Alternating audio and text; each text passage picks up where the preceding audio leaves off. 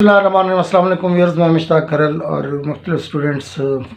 Phone کے ذریعے بھی اور میسیجز کے ذریعے بھی یہ پوچھ رہے ہیں کہ جو پبلسرز کمیشن کے اسٹوڈنٹس اپنے ریٹرن کلیئر کر چکے ہیں تو انٹرویوز کے سلسلے میں ان کو گائیڈ لائن کی ضرورت ہے۔ تو اس سلسلے میں جو ہمیں اپنے اساتذہ کرام نے جو ہدایات دی تھیں کہ جب آپ انٹرویوز کی بات کی تھی تو اس میں یہ ہوتا ہے کہ آپ نے تھارو اسٹڈی کرنی ہوتی ہے۔ اب تھارو سے مراد یہاں پر کیا ہے؟ آپ جب ریٹرن کلیئر کر جاتے ہیں، پہلی تو بات ہے کہ ریٹرن میں بھی آپ کو وہی اسٹڈی کرنی چاہیے۔ جب آپ ریٹرن کلیئر کر جاتے ہیں تو آپ دو کام کریں۔ نمبر ایک، اگر آپ ایم انگلش کے خاطر اسٹوڈنٹس ہیں تو ہسٹری کی دو بکس ہیں آپ کے پاس، بی آر ملک اور ٹی سنگھ کی، یہ دو بکس لے لیں، ان کو تھارو اسٹڈی کریں۔ دوسرے نمبر پہ یہ ہوتا ہے کہ جو آپ جتنے رائٹرز ہیں آپ کے سلیبس میں، ان کی جتنی بھی باقی بکس ہیں آپ کے علاوہ جو آپ کر رہے ہیں تیار، جو آپ کے سلیبس میں جو ان کا ناول ہے یا ڈرامہ ہے، اس کے علاوہ بھی جو ان کے ناول اور ڈرامے ہیں ان کو بھی آپ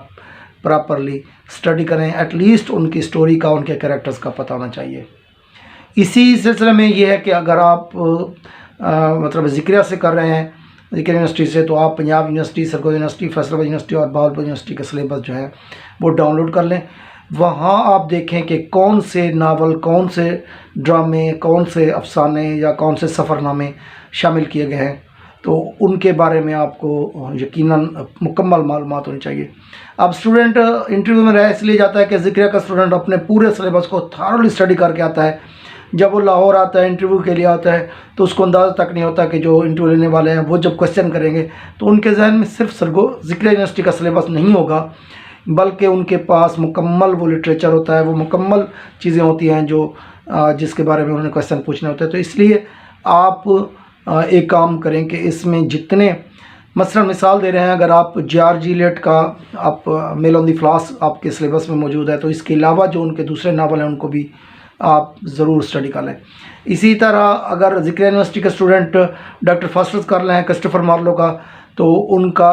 جو دوسرا ڈرامہ جے آف مالٹا ہے وہ سرگودا یونیورسٹی میں بھی ہے، شاید پنجاب یونیورسٹی میں بھی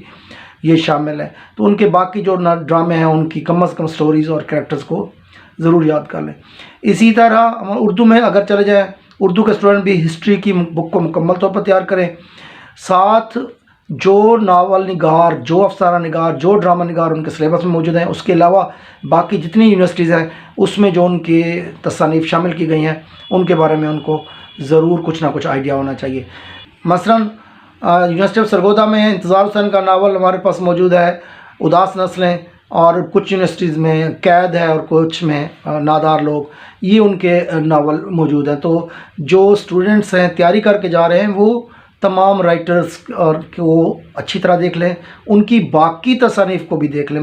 صرف یہ نہیں کہ سلیبس کی حد تک محدود رہیں، سلیبس میں جو شامل کیا گیا اس تک اپنے آپ کو محدود رکھیں۔ باقی جو سبجیکٹس کے اسٹوڈنٹس ہیں، پاک اسٹڈی ہے، پولیٹیکل سائنس ہے، انٹرنیشنل ریلیشنز، ان کے لیے جو اہم ہدایت یہ ہوتی ہے کہ وہ جو ان کے آپشنل پیپرز ہیں، وہ چونکہ وہ دو آپشنل پیپر سلیکٹ کر لیتے ہیں، انہی کی تیاری کر کے چلے جاتے ہیں، تو جو انٹرویو لینے والے ہیں وہ مکمل اس سبجیکٹ کو چھاننے کی کوشش کرتے ہیں، دیکھتے ہیں کہ